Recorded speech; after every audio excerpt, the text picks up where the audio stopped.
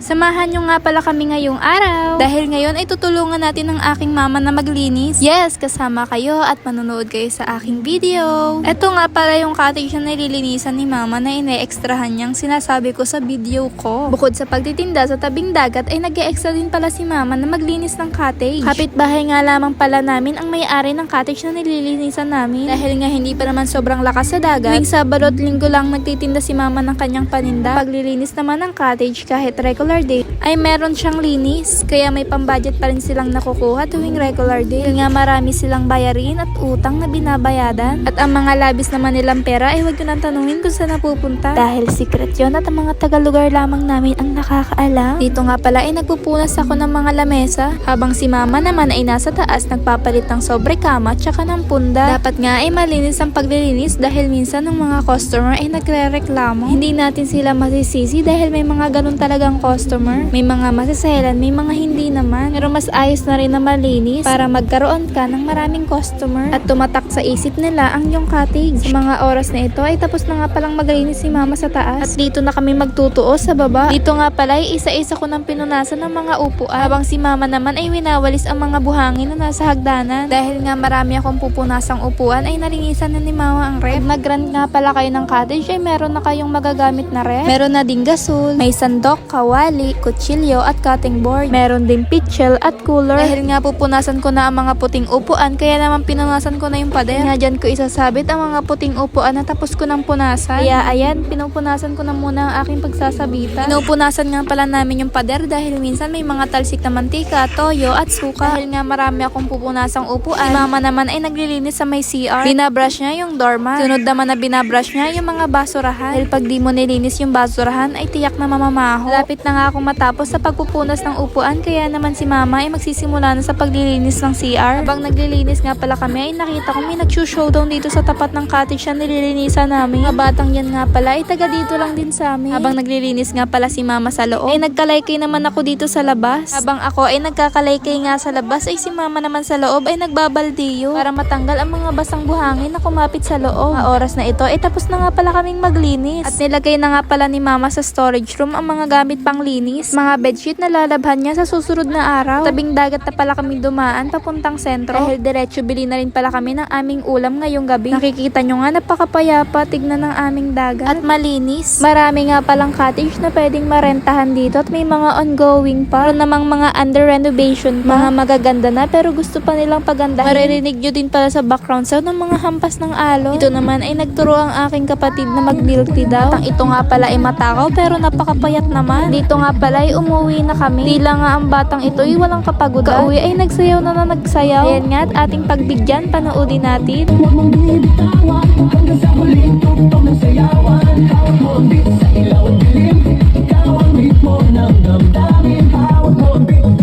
Ano ba yan? Hanggang dito na lang. Paalam!